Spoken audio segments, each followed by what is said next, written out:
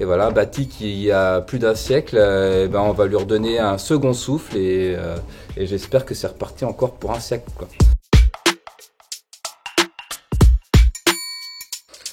On approfondit encore les possibilités qu'offre le chanvre avec un chantier d'insertion mené par l'association Trajet, une démarche alternative aux entreprises classiques ouverte à tous. Décidément bien adapté aux rénovations, le bloc de chanvre garde la facilité de pose par empilement avec un simple joint de colle et est avantageux par rapport au temps de séchage que nécessite une technique comme le banchage par exemple. Pourquoi être parti sur des briques de Chauchamp? Parce que c'était une installation qui allait nous permettre d'avancer rapidement et de laisser aussi ces murs de pierre qui étaient déjà fragilisés par le passé, les laisser de nouveau respirer. C'est une maison en pierre qui doit être du fin 19e, maçonnée à la pierre et qui a connu toutes sortes de restaurations, mais qui l'ont amené malheureusement à être recouvert d'un enduit ciment. Quand le propriétaire a acheté cette maison, il avait pour volonté de la refaire respirer, cette maison. Donc les premières choses qu'on a fait, nous, ça a été d'ailleurs de piquer toute la maison.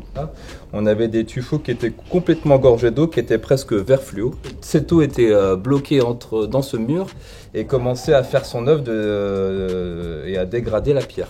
Pour le mettre en œuvre, un espace de jonction entre le mur de pierre et les blocs est laissé. Il est rempli d'un vrac de chanvre au fur et à mesure qu'on monte les blocs.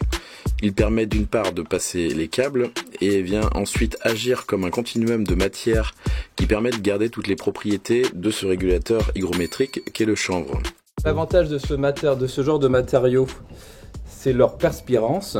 Ces murs qui étaient gorgés d'eau vont pouvoir maintenant s'assécher, respirer et la maison va retrouver une santé, j'ai envie de dire.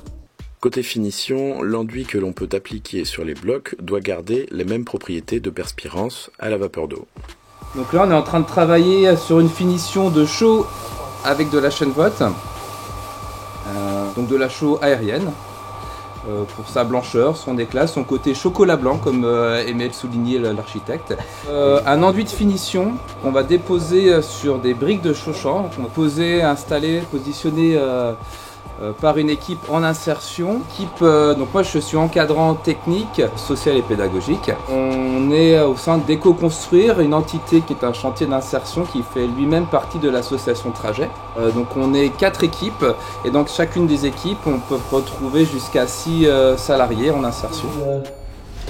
Tu vois qu'on a des trous là, c'est qu'il manque un peu de matière. Mais tu as bien géré. Je trouve un aspect qui est intéressant en insertion. Dans le sens où chaque journée passée sur le chantier permet de voir en fin de journée l'aboutissement d'une journée de travail. Il y a quelque chose de très concret là-dedans et voilà, je trouve que c'est un support qui est quand même intéressant pour se remettre à l'emploi doucement. Ouais. C'est un enduit qui est très frais, qui est encore très très mou. Ça a été déposé hier, c'est encore frais, il y a encore beaucoup d'eau. Mais ça va être un moment où on va pouvoir venir intervenir pour lisser tout notre support. En gros, on va venir resserrer les fibres et obtenir une finition un peu plus lisse.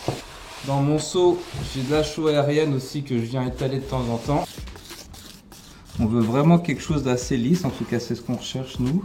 Le fait de le lisser comme ça va permettre d'avoir une première phase qui est assez fermée. L'eau va pouvoir, la vapeur d'eau du moins, y pénétrer tout doucement et son chemin va être de plus en plus facile pour aller vers l'extérieur. Finalement, la naissance d'Éco-Construire au sein de Trajet a tout son intérêt. On répond à une demande qui existe de trouver des artisans en éco-construction, des artisans capables de mettre en œuvre des briques de chaux-chanvre jusqu'à la finition. L'intérêt du chantier au début c'est d'inscrire les gens dans une démarche pour un retour à l'emploi.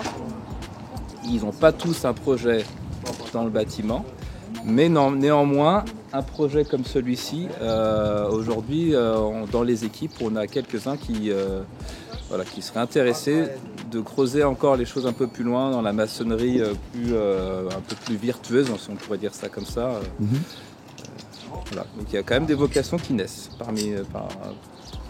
au sein d'Éco-Construire.